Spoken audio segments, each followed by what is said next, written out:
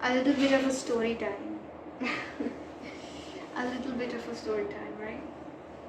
Yeah, that's about it. There is my, I hope you can see that. There's the little Buddha statue right there. But if I sit like this, you won't be able to see my face properly.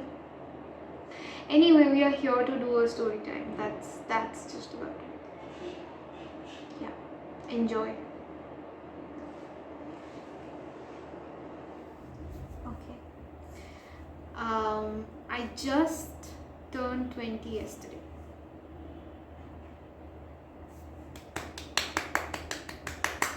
Yay, right? I mean, do I look like I turned 20? I don't know, but I did. I may look 30, I may look 18, I don't know. I may look 60. I don't really care much about that. But yeah, in real sense, I turned 20 yesterday, and here I am to share some things that I learned in 20 years of my life on this earth. But before that, I'll have to tie my hair up a little bit because I'm just not sure about how I feel about this hairstyle. It's not really sitting with me much. So you all need to wait for a little bit or come back very soon. Okay, we are back. Much better. Much better. Okay, so here's the thing. I turned 20 yesterday and we had a very normal day. I had an exam yesterday. I am studying in semester 1. I'm studying English literature at a government college in India. And yeah, the college is fantastic and semester 1 exams are going on. So yesterday we had a paper. I came back home, people blessed me. I got a lot of birthday messages as usual, and we went out for a little bit of a dinner with my parents and with my Dida. Dida is a very beautiful Bengali word for, well, not beautiful, it's the exact translation of what you would call a parent or a grandmother for those who are not Bengali and watching this. But the point of this video is not that. The point of the video is to just share with you some insights about 20 years of being an earth buddy, 20 years of living on this earth, and some things that I got to know.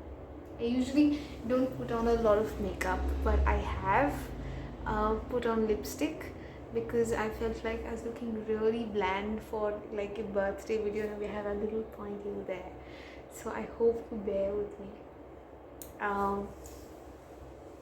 for a little longer. So this will be a very spontaneous, unscripted video. I hope you don't have any problem with that sort of thing. So the first thing, just to be present is one thing that I have always missed out. Just to be present, the feeling of being here and now in this one little moment, the moment between the two moments, the now, the here and the now. Somehow we are all so caught up in, oh, what do we have to do tomorrow? Oh, how much do I need to invest? Oh, ideas, they keep on flowing through the scape of our mind, and we're always caught up.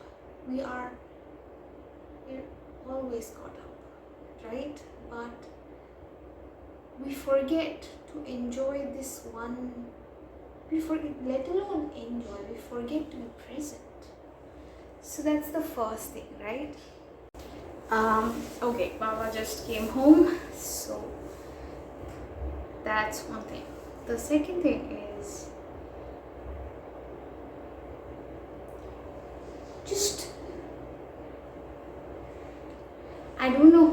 blame for this, but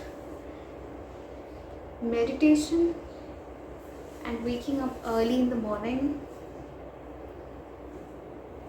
having a shower, and having 4 to 5 hours for myself in a day where I don't have to deal with any of the shit that the world has to throw towards me, including Instagram and YouTube and WhatsApp and email. I have discovered that this is the purest time in the world in a day. It comes every day and we keep on missing it every day, but it is the purest, the most unadulterated time that you can ever get. I don't know who to blame for this. Sadhguru, Osho, J. Krishnamurti. I've been listening to all of those three people vigorously, and they have helped me tremendously. I have no words to thank them. So a big thank you to them as well. But just 5 to 6 hours of me time is really important. This is one thing I've realized pretty early on in my life, and I feel very grateful for that realization. It makes me feel very grounded when I wake up at 4 a.m. in the morning. Recently I've been trying it. I've been waking up between 4 and 6 in the morning. So sometimes it's 5, sometimes it's 5:30. And it's been such a wonderful time. It is almost unexplainable, the change that has come within me. I hope you take that advice seriously and try to implement it in your life. Does not mean that you guilt shame yourself if you can't wake up at 5 or 5:30 or 6. It doesn't have to be in the first. It took me 20 years. It took me 20 years to get back to my natural circadian rhythm, and I am still not a master of it. The third thing, yoga.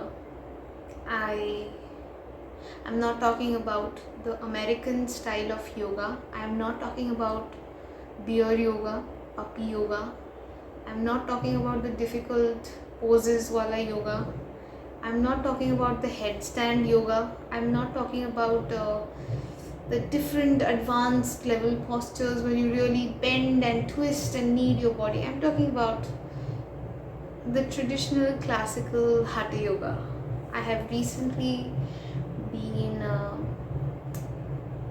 doing it, learning it from my nearest yoga shala, which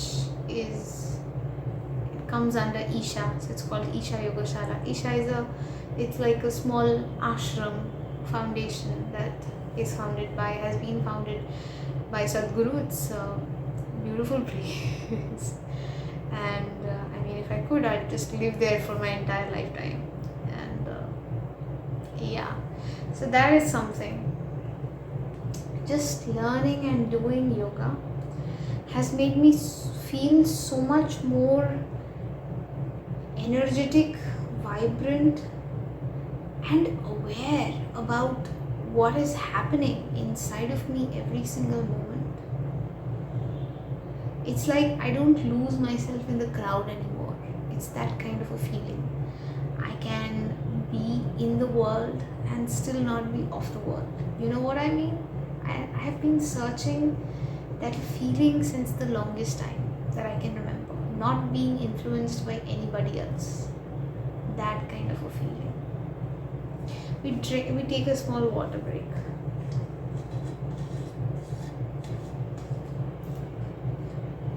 By the way, it's a copper bottle.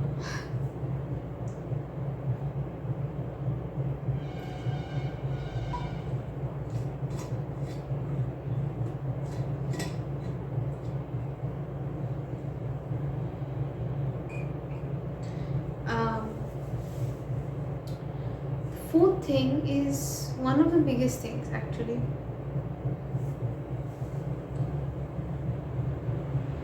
I have realized very recently that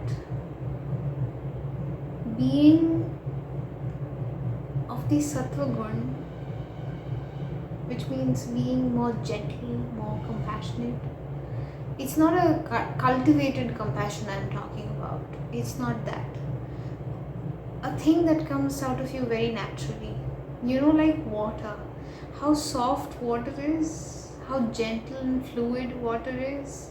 But have you seen when water rose, how swift and firm and strong she is? It's very feminine. She's very feminine, and at the same time, she's so masculine when it's needed. I feel like that is something that I'm slowly realizing is the most superior thing in life. It's not the most superior thing, but it's more superior than firmness and than being a man kind of a situation. I've never been a person who has embraced her femininity ever. I'm slowly coming to that point where I like being more gentle with all the people in the world. No matter what they throw at me, you can throw filth at me, right? I choose to grow in spite of that. And that has been a major change, thanks to Sadhguru. So, yeah. And the fifth thing is just the lap of the master, the grace of the master. So, I feel like the biggest gift that has come into my life is Sadhguru himself and the grace of the master. I'm not talking about Sadhguru as a physical entity. Of course, his words have had a very strong influence on me, but his silences have had more influence on me. Yeah, just that. Whatever I'm bound to say will be a little bit distorted because the mind just can't comprehend things which are beyond the mind. So we will not attempt talking about things, but yeah, these have been 5 major shifts in my life, and I'm extremely grateful. Like, I'm grateful to the point where every day I wake up I feel lucky to be alive. This has come to me only after a lot of pain and suffering. So I don't want people watching this video to take away from it that all of these good things, they come all at once. It's not so. It does if you're intelligent enough to grow through pleasure. Thanks to you, man, and kudos to you. Hats off to you if you can grow through comforts and through pleasure. I couldn't do that. I sank into pleasure as do most people. Yeah, just that. 20 years of living on this earth, and it's been a great journey so far. Looking forward to living and enjoying this moment, because I don't know whether I will live tomorrow or not. All I can do is to live in this moment, which is right now. Peace.